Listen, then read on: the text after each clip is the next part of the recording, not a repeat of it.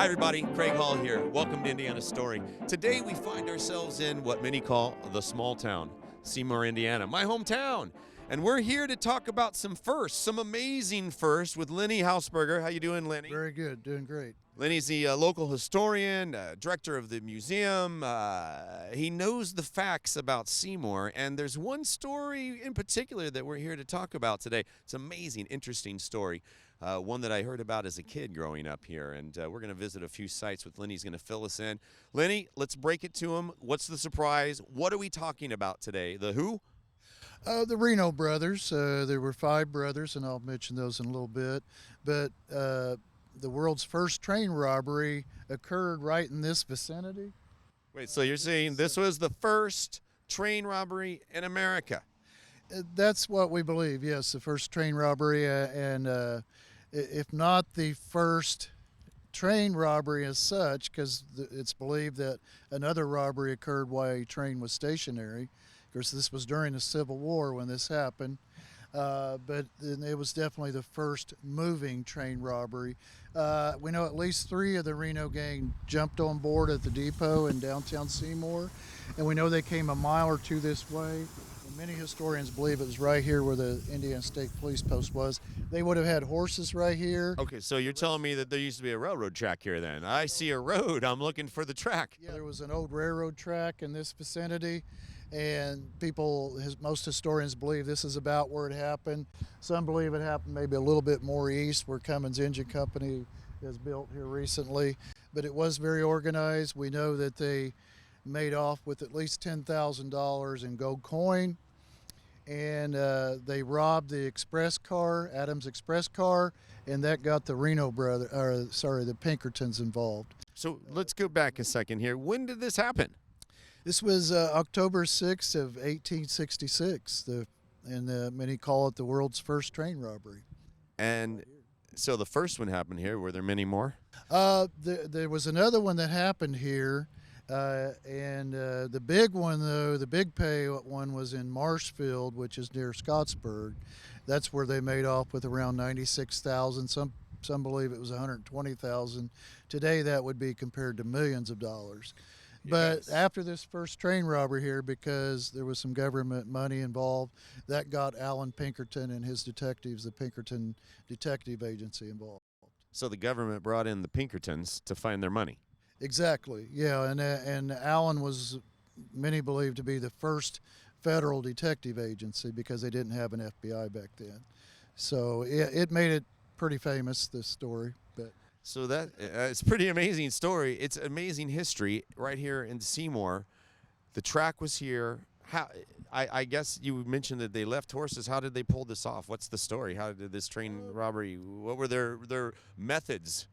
What they did, they would break into the express car and they would overtake the messenger, and then they would have him open the safe, and then they would throw the safe off the train. And that's how they made off with the $10,000 in gold coin. It's believed there was a second safe on there that they couldn't get open, and they tossed it off also.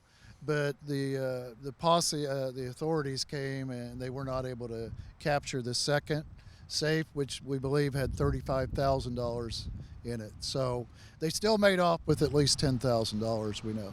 But they were pretty organized. Where some of the the gang would be here on horses, and so they would take off with the safe. How many were in the gang? We don't know for sure. It could have been 20 to 50. We don't know for sure. It kind of varied, but a lot of times they would recruit people from the Civil War, or if they were in jail, they would recruit people. So it kind of varied on how many people were in the gang. Okay, we're going to stop the story right there because we have several other sites to visit to continue this story, and I think we're being cued by the train, which is perfect to move on. We actually have about 13 to 15 that go through every day still, so not robbed now. They're not being robbed as far as we know. Okay, so we're going to stop it right here, and we're going to move on and continue this story because there's a lot more to it, and we're going to pick it up here at the next location.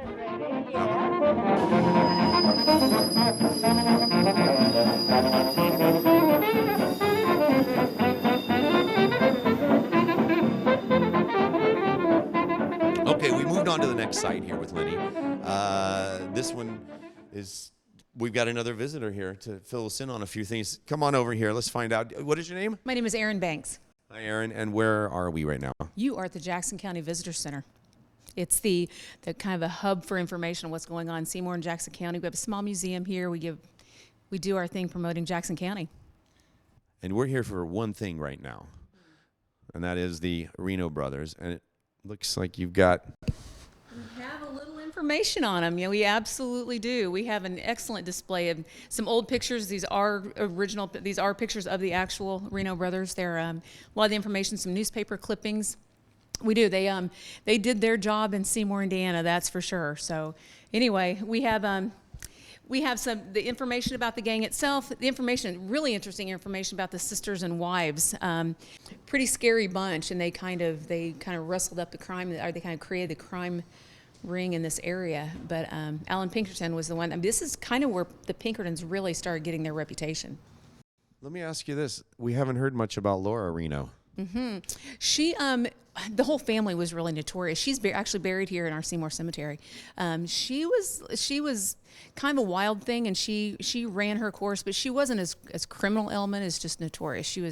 She wasn't the greatest. So, and she kind of hung out with the brothers and learned a lot from them. She was the one that kind of hid their secrets and that type of thing. They traveled the country, Canada, more than she did. She didn't do the traveling.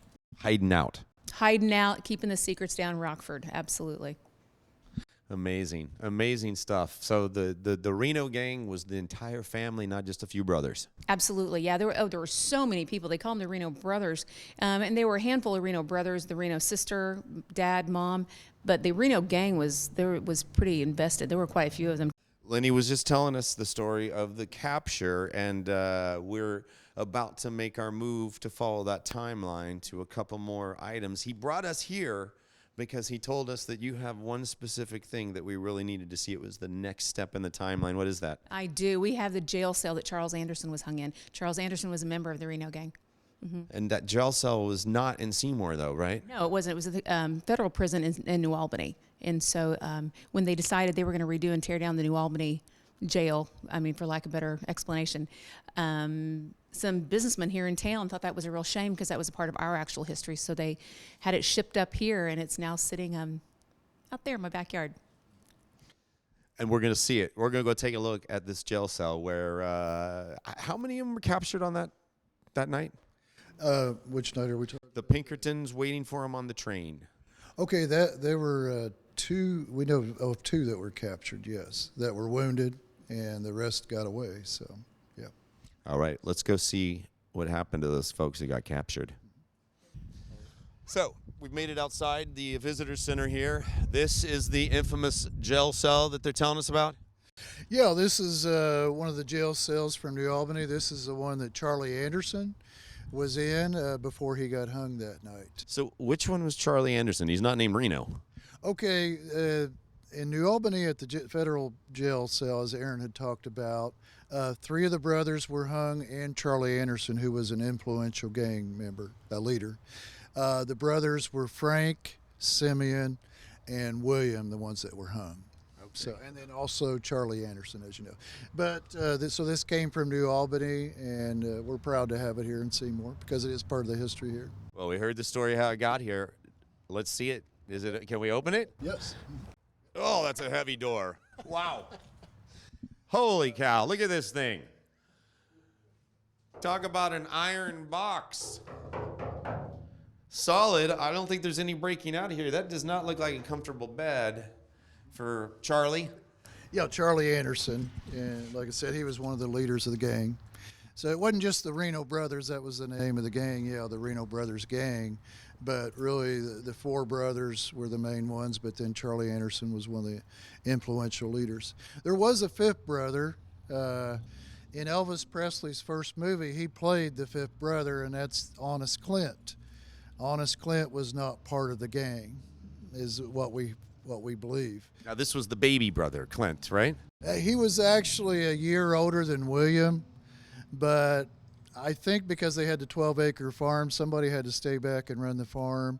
And if you've seen in the movie that Elvis Presley was in about the Reno Brothers, It was going to be called the Reno Brothers until the last minute. They called it Love Me Tender. When that song came out, it was such a hit. They changed it from Reno Brothers. But he was the Honest Clint was the one character that he played, and he'd always get in a fight with his brother. He kind of disagreed with him on things, but we don't know if Honest Clint was actually that way, but we do believe he wasn't part of the gang. Well, he had to be that way for Elvis, or else he wouldn't have played the character, right? He had to be the good guy hero with the smile singing. Of course, he always had a love interest too. You know, it's a Love Me Tender. right, exactly, exactly. But we do know in latter years that Clint did get arrested for counterfeiting. So, but we don't believe he was part of the gang because he wasn't arrested or anything, or you know, there's no mention of him in newspapers or court records, that kind of thing. Pretty amazing. Elvis' first movie was about the Reno Brothers, who pulled off the first train robbery. And they say it really labeled Elvis because it seems like every movie he did after that, he'd maybe get in a fight or have a love interest. So I think it really labeled, you know, Elvis at the time. So. But that's not the only movie that was made about the Reno Brothers, right? There were another? There have been other movies made about them, and there's been a lot of books written about them, so people can, you know, learn a lot about the Reno Brothers through that. As far as Honest Clint goes, we believe that he ended up in either Missouri or Iowa. We don't know for sure, and some people say that he went mentally insane. I don't know. And then I also mentioned John Reno. Came back to Seymour after he was imprisoned in Missouri. He had a 20-year sentence. He got out after 10 years, and somehow he moved back to Seymour, and it was almost like he was a celebrity or something. But he and Clint opened a bar, we know, a tavern. Clint and John did, and it didn't last very long. But Here in Seymour. yeah, here in Seymour, and that's when Clint got arrested for counterfeiting, so I don't think John was a good influence on him. That's quite a story. So we do know that this cell right here held members of the Reno gang, actual cell right here, and you can. This was the third hanging by the Jackson County Vigilance Committee, and this was the one that pretty much wiped out the gang because of the three brothers and Charlie Anderson that were hung in New Albany. So this was pretty much the end of the Reno gang.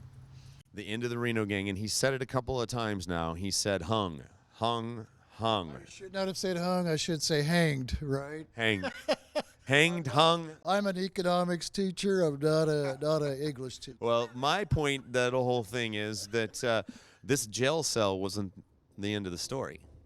This was just a stepping stone to the end. Yeah, we will be going to the Hangmans Crossing. All right, don't say another word. Hangman's Crossing, I think that's a dead giveaway there. Yeah. All right, we've moved on to the next location here on these tracks. These are the ones that cut through Seymour east-west. And why are we out here?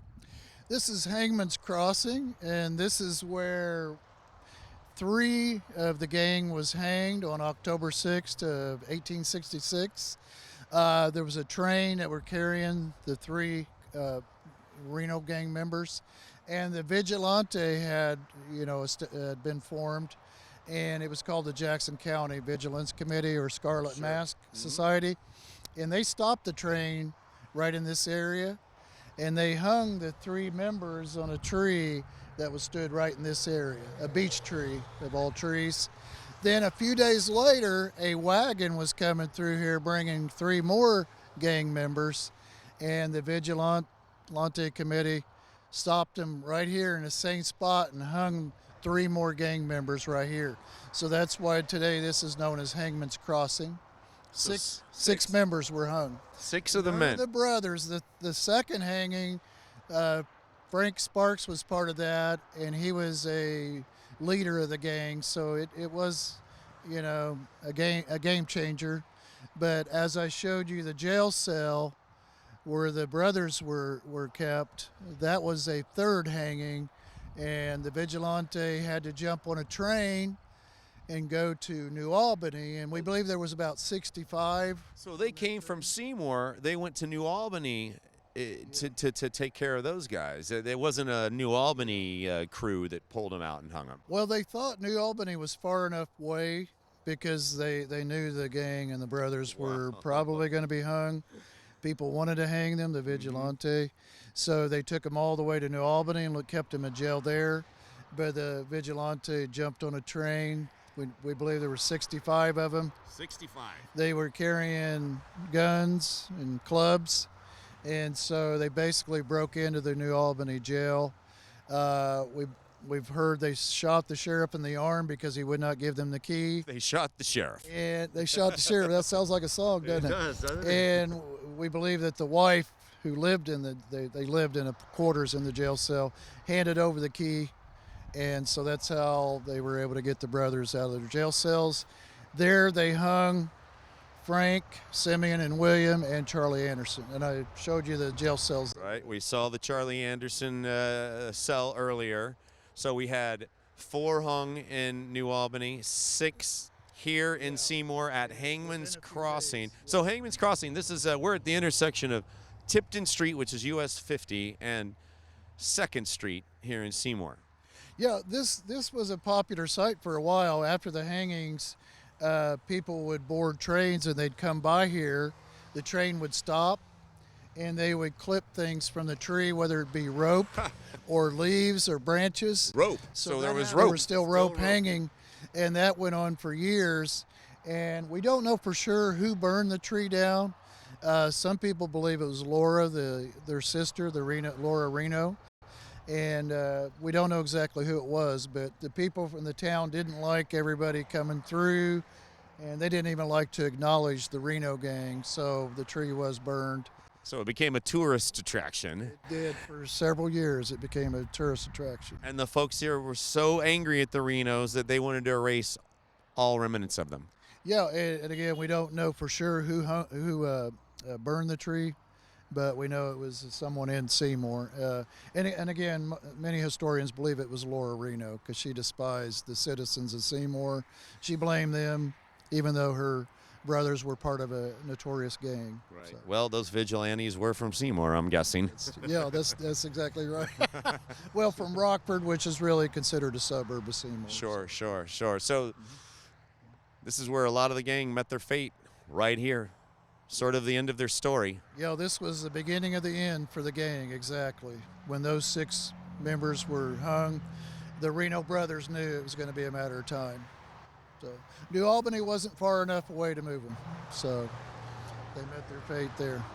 Wow. So you got, speaking of the brothers in New Albany, you tell me that we've got one more place that we need to visit.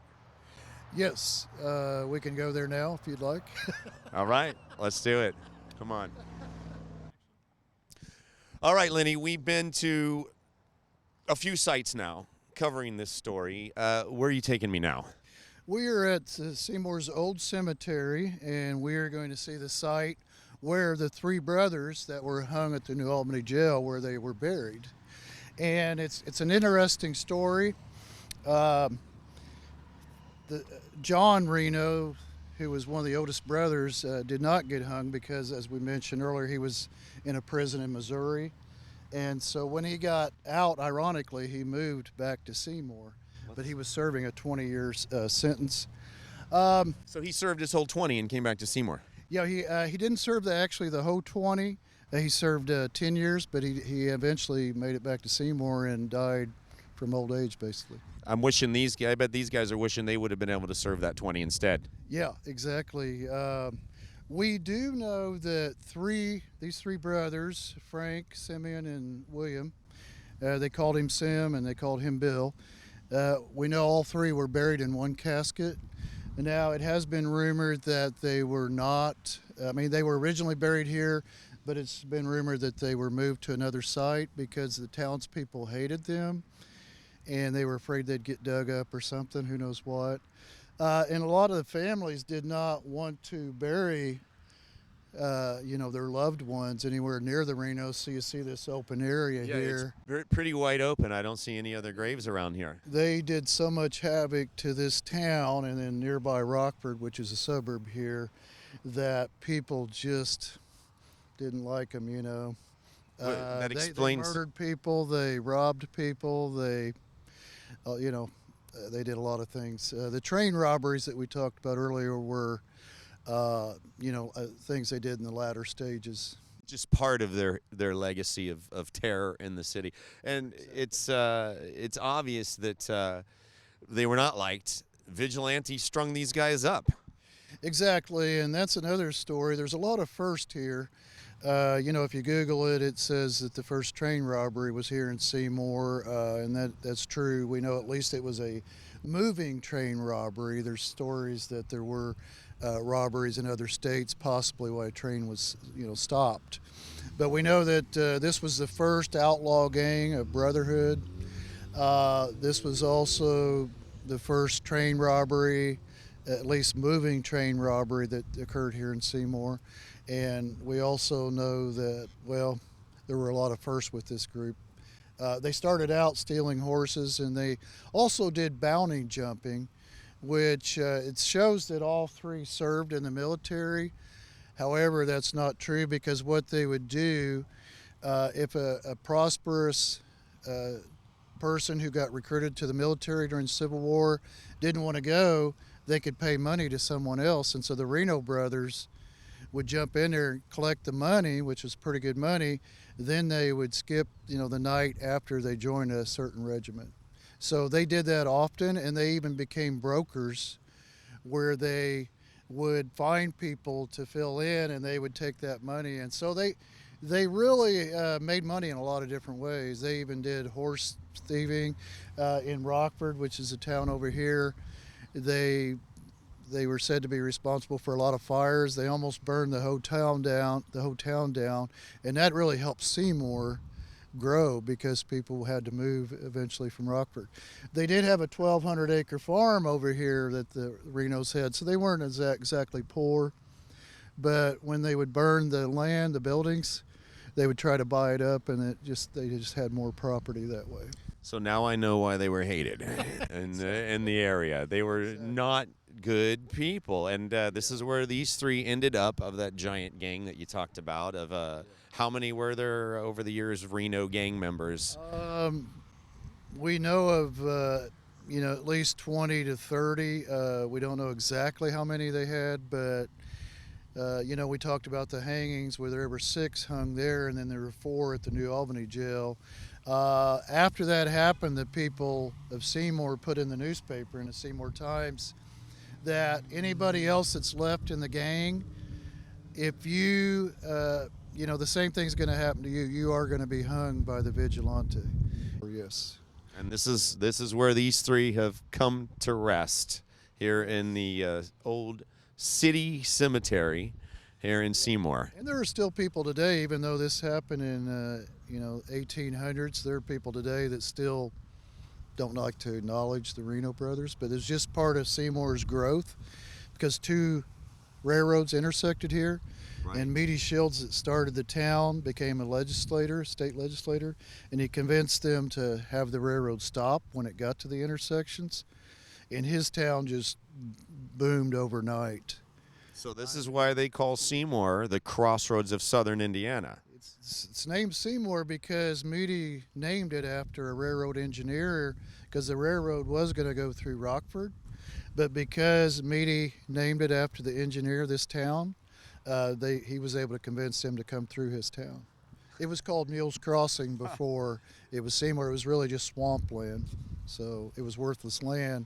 But I think Meady's was a genius, though, because he developed this town. And that, in turn, created this piece of history right here. The huge growth, and spawned off the first gang of outlaws, the world's first train robbery, a lot of firsts. And the Pinkertons that investigated this, Alan Pinkerton was the first, they say, the first federal agency, kind of like there was no FBI during this time, and he had a lot of firefights with the Reno gang. So, yeah, he did a lot to bring him down too.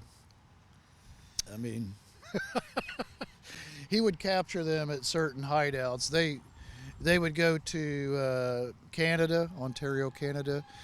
Some would go to Indianapolis. There were different places they liked to go to. They wreaked a lot of havoc in Missouri and Iowa. so they were all over the Midwest and even into Canada. So a regional terror for sure, interstate terror, the Reno gang here in Seymour, Indiana. Well, they met an untimely end, but probably well-deserved, I hate to say, which brings us to the end of this episode. And all I can say is that the Reno gang and the history of this train robber and the history of the firsts in Seymour are truly a part of Indiana's story. Now, one other interesting thing is these guys spawned off a lot of other gangs that became more popular. You've heard of Frank and Jesse James. They came along after the Reno Brothers, and then Sundance, Butch Cassidy and Sundance, they came along, and some other groups spawned off. They were watching the Reno Brothers, and so unfortunately the Reno gang may have created a lot more gangs. So the Reno gang, you're telling me the Reno gang was the first organized posse of outlaws at that time? Yeah, they get credit for that. Wow, they really were. That's amazing. Yeah, that's amazing. And they were pretty. I have to say they were pretty smart, because they even got into counterfeiting and a lot of other crimes. But they started out robbing post office and banks, and then they got into treasuries at courthouses, and then eventually got into robbing the railroad. So the organized crime started right here in the 1800s in Seymour, Indiana. Exactly. Yeah. Well, again, an amazing story. I've had a great time with you today, traveling all over my hometown of Seymour. It's great to be back here. A story that I remember as a kid, and the Hangmans Crossing, I'll never forget that.